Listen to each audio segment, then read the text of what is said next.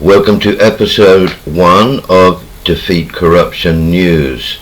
Our constant message will be, we the people must stand up, step forward, enter politics and bring politics back to the middle ground.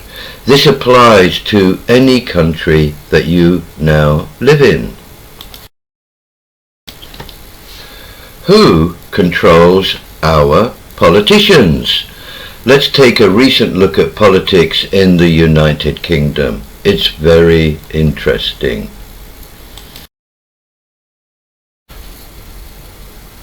This is a harmless prop. It's not a real weapon. But the point is, to step forward and enter politics doesn't require weapons. It doesn't require violence. It requires peaceful working together. Stand up, step forward, enter politics and change politics to the middle ground. As for anything connected with violence, reject it.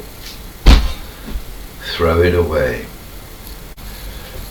So, I will always be standing in my videos, no more sitting around talking with people that corruption must be stopped and changed.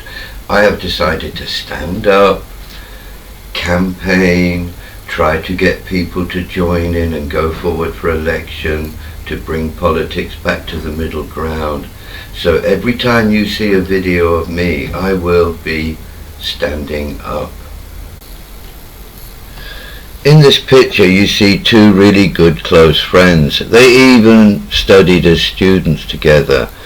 But what are the odds that they both become prime ministers, one after another? We have to ask the question, who is controlling our political systems? Who is behind all of this, that they have the power to ease in place two school buddies from a posh private institute? We need to start asking these questions. We must return to government for the people, by the people, and we need to start stepping forward and putting ourselves up to be voted into political positions to serve those wonderful people out there in all our different countries. Do you remember this? We were being told, protect our loved ones. We were being told, lock yourself in your home away from the weather and especially the sun. We were being told we cannot visit our dying relatives. We were basically complying with being under home house arrest and being taught to avoid everything that is natural and usual. How many people lost partners, loved ones, that they couldn't go and say a last goodbye to? It's a shambles. It must never happen again.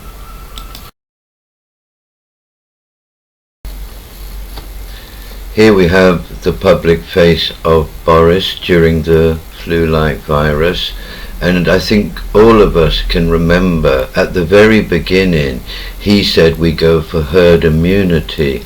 Now that was based on understanding from expensive lessons in school about viruses, infections, biology, etc. And he went for the obvious answer, just like Sweden. Then suddenly he changed.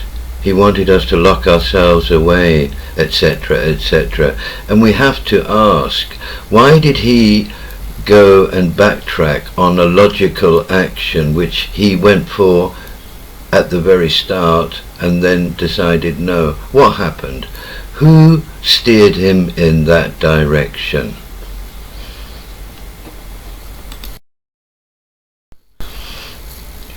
And here we have the kind, helpful gentleman called Chris Whitty. Now, I have no doubt, I think it's logical to assume that he had a chat with Boris, showed him some computer projections that he had created, made Boris a bit nervous, and then Boris thought, okay, we'll go along with the other plan. Now, going back to Mr. Whitty, how did he fare during lockdown? Did he obey the rules all the time? Do you have any memories about that?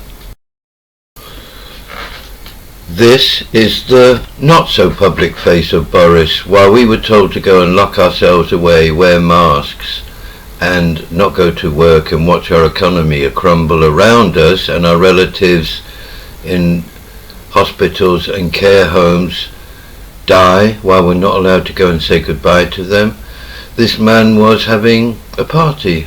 Of course, not all the time, but one party too many, I think. Married Mr. Matt Hancock. Here we see him, I guess he's just looking very closely to see if she's got a mask on, if she's violating the lockdowns and keep your distance rules or not. We were told repeatedly, especially through channels like the BBC, that the NHS was overwhelmed, people were dying constantly, they were working 18 hours a day, etc., etc. And Boris very kindly told us all, stand outside your house in the evenings and clap for them. And we did it, didn't we?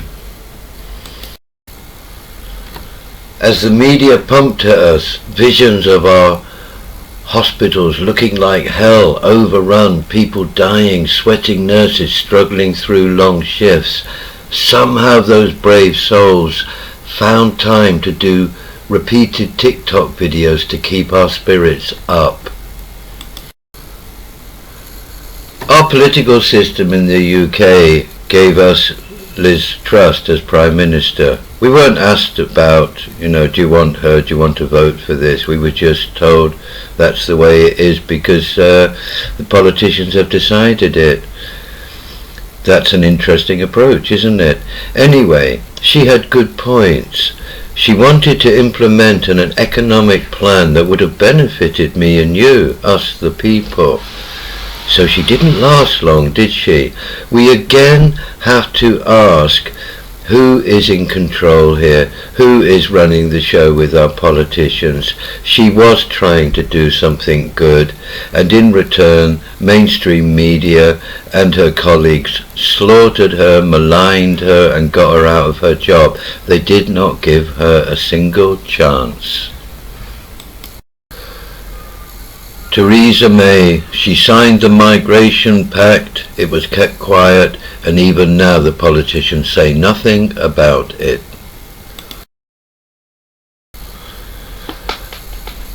Our current Prime Minister, Mr. Sunak, who, of course, none of us voted for, but that's no problem. We all admire the communist system for putting leaders into place, don't we? What I really want to know is, who is he really working for?